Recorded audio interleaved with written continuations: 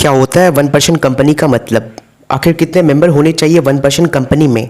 क्या 1% कंपनी को कभी प्राइवेट कंपनी या फिर पब्लिक कंपनी में बदला जा सकता है या फिर नहीं? क्या एनआरआई भी 1% कंपनी को फॉर्म कर सकते हैं इंडिया में? एग्जैक्टली में मेंबर्स का फीचर्स क्या होता है? हाय गाइस, आज के वीडियो में हम लोग समझेंगे कि 1% कंपनी का मतलब क्या होता है। एक ऐसा कंपनी जिसका मेंबर सिर्फ एक ही हो, जिसका मतलब है उस कंपनी का सारा स्टेक 1% के द्वारा हेल्ड किया गया हो, उसे कहते हैं 1% कंपनी। लेकिन उस मेंबर का कुछ खास बात है, वो ये है कि वो मेंबर एक नेचुरल पर्सन ही हो सकता है, जैसे कि आप और हम। आई होप आप सबको पता होगा कि एक कंपनी जो होता है वो एक आर्टिफिशियल पर्सन होता है। सो इस लॉजिक के हिसाब से कोई भी एक कंपनी 1% कंपनी को स्टार्ट नहीं कर सकता है। सेकंड खास बात मेंबर का ये है कि कोई भी एक मेंबर एक से ज़्यादा 1% कंपनी को फॉर्म नहीं कर सकता है, ना ही एक से ज़्यादा 1% कंपनी का नॉमिनी भी बन सकता है।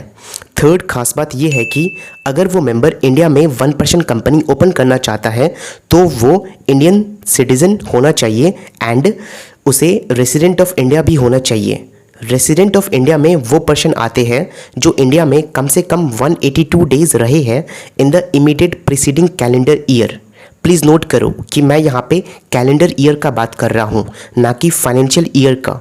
फाइनेंशियल ईयर स्टार्ट होता है कोई भी ईयर का अप्रैल से लेकर नेक्स्ट ईयर का मार्च एंड तक। फॉर एग्जाम्पल 2017 का 1 अप्रैल से लेकर 2018 का 31 मार्च तक एक फाइनेंशियल ईयर कहलाएगा। उसी तरह कैलेंडर ईयर स्टार्ट होता है जैसे कि नॉर्मली जनवरी से लेकर दिसंबर एंड तक। फॉर एग्जांपल 1 जनवरी 2017 से लेकर 31 दिसंबर 2017 तक 1 कैलेंडर ईयर कहलाएगा। लेट्स से दैट आप एक 1% कंपनी ओपन करना चाहते हो फरवरी 2018 में, तो आप रेसिडेंट ऑफ इंडिया के कैटेगरी में तभी आओगे जब आप 2017 का जनवरी से लेकर दिसंबर एंड तक कम से कम 182 डेज इंडिया में रहे हैं।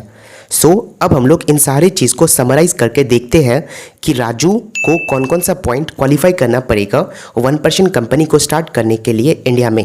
फर्स्ट पॉइंट, राजू को एक नेचुरल पर्सन होना चाहिए। तो यस, राजू एक नेचुरल पर्सन है। सेकंड पॉइंट, राजू को इंडियन सिटीज़न होना चाहिए। तो यस, राजू एक इंडियन सिटीज़न है। थर्ड पॉइंट, राजू को रेसिडेंट ऑफ इंडिया भी होना चाहिए। तो हाँ, राजू ने प्रीसीडिंग कैलेंडर ईयर में कम से कम 182 डेज इंडिया में ही रहा है।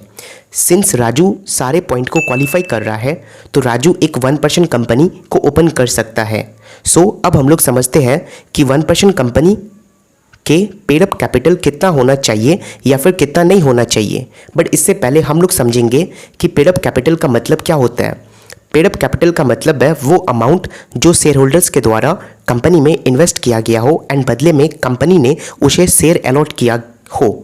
1% कंपनी के केस में मिनिमम पेड अप कैपिटल का कोई भी लिमिट नहीं है, जिसका मतलब है आपका मिनिमम पेड अप कैपिटल कुछ भी हो सकता है, but maximum paid up capital पे लिमिट है जो है 50 लाख से ज़्यादा आपका नहीं हो सकता है।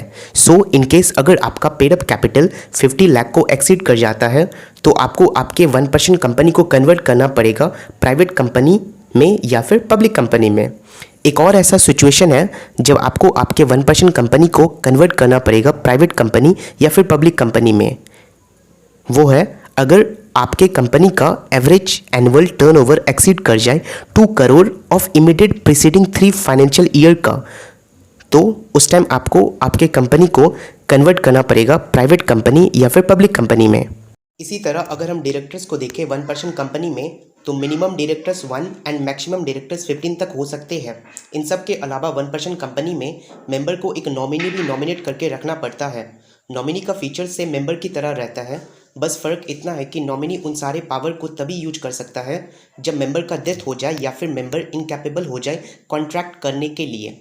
अगर आप लोग को वीडियो अच्छा लगा तो चैनल को सब्सक्राइब कर दीजिए, लाइक कर दीजिए एंड इनकेस अगर बहुत ही ज़्यादा अच्छा लगा तो प्लीज़ इस वीडियो को शेयर भी कर देना। एंड अगर आपके कुछ और भी डाउट है, मे बी अगर आपको ये वीडियो में कुछ डाउट अगर आ रहा है तो प्लीज़ इस कमेंट बॉक्स में नीचे कमेंट कर देना।